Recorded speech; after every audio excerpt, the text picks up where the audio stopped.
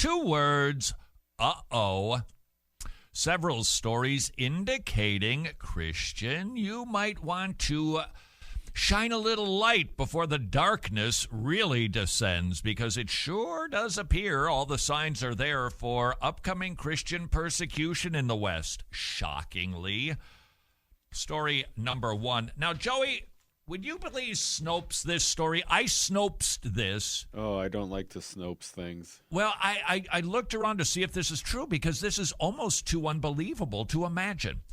Some anti-white, anti-Christian, and anti-Trump posters are popping up in New York. Let me describe these signboards, not a billboard, but right on the streets. And they've got a picture of these things.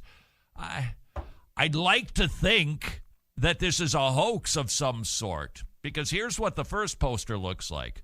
A woman who's holding a Bible. It says Holy Bible. She's holding the Bible. She's kind of a cartoon figure.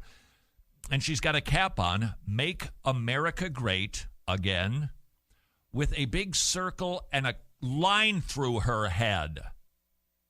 And then the headline is, Keep NYC Trash Free. What? What? Look, you've got the right to say that type of nonsense if you want to. I think you've even got the right to buy a billboard. I think a private corporation can say, we don't want your money, thank you very much. That's up to them, and the government shouldn't dictate what a private business can or cannot do. Sweet Cakes by Melissa, or whatever the name of whatever the most recent bake shop is that's getting sued for not conforming to the whims of the government. Keep NYC trash free. Again, if they want to do this, that is up to them. Keep NYC trash free with a Christian holding a Bible and an X through her head? Hold on. There's another one. It's a fella who's got his tank top on, and he's got a Confederate heart tattoo on his shoulder. And speaking of Confederate heart tattoos, okay, is it true or false? Did you find it?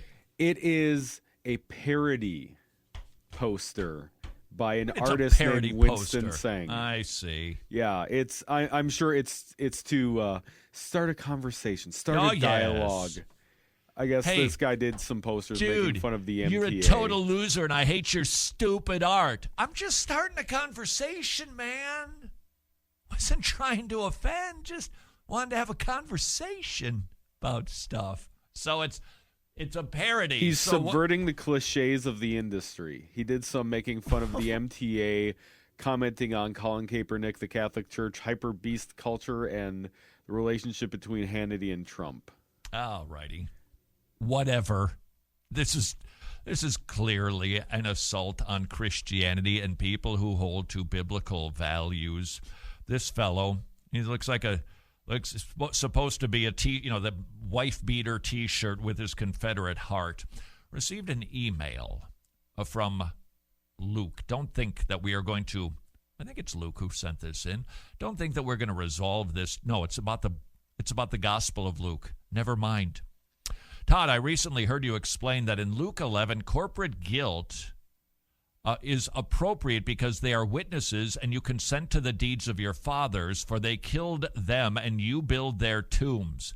Well, I would say that I did not say that corporate guilt was appropriate there. What I meant was that people who continue in the sins of their fathers, they affirm the sins of their fathers, they put a stamp of approval, celebrate, they build tombs for those people who did those wicked things. They're complicit and they're guilty, but it's an individual guilt, not a corporate guilt.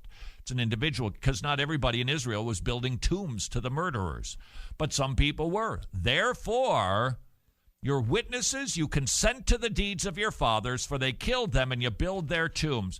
And so the question from, well, just call him Luke anyway, from Sacramento, could that be applied to contemporary America because we build statues of those who enslave people or perform some other grossly sinful deed or injustice? And the answer is possibly. I think the issue is knowledge. Look, I think it is entirely unwise. Not just where we're at in history, it's just unwise, whether we like it or not. The Confederate flag is a symbol of slavery.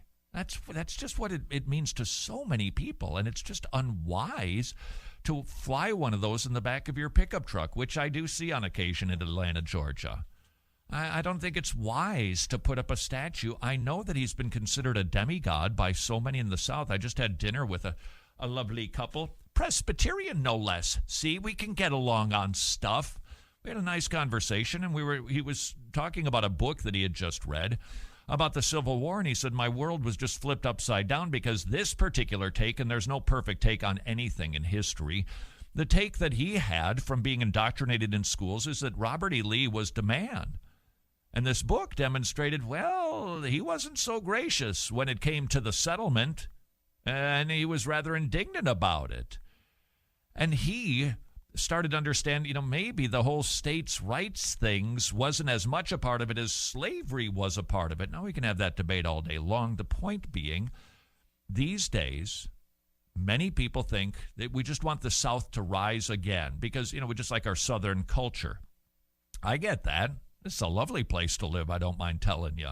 It's very unique here. It's got a vibe that the Midwest doesn't have. I like it. I like the Midwest, too, but this is just a nice place to live. But should we be putting up things that remind some people of slavery and wicked, evil deeds? And I think the answer to that is no, we shouldn't do that, especially as Christians. We're willing to give it up. Romans 14. Look, if you don't like it, I'm not going to do it because I don't care about that as much as I care about you. So do I think that particular verse could have some implications and some teachings for people in our culture? Possibly, if when they built the statue, they're thinking, I wish we had won because I want me some slaves, then yes, they are. But if that isn't the reason, I don't think we could call them guilty of the crimes that we saw pre-Civil War days. But back to our redneck who's holding, besides his Confederate cup tattoo, he's holding are you ready for this? Chick-fil-A cup. Chick-fil-A cup. And he also has a Make America Great Again cap with a circle around his head and a line going through it. Keep NYC trash free. He's an equal opportunity offender. He made a similar poster with the guy wearing a Patriots jersey holding a Samuel Adams bottle. Mm-hmm. So, knock yourself out, dude. Knock yourself out. Do what you want to do. You've got the right to do that.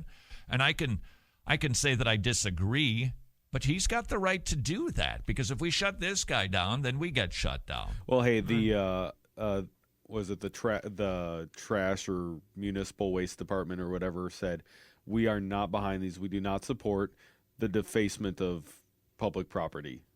Okay. So they're concerned about the posters being, my only point in all of this is, if we're at the point, do you think something like this would have happened 50 years ago? No, certainly not 100 years ago. Christian. Story number 2. Defaming Muhammad does not fall under purview of free speech, European Court rules. Hello. The European Court of Human Rights ruled Thursday.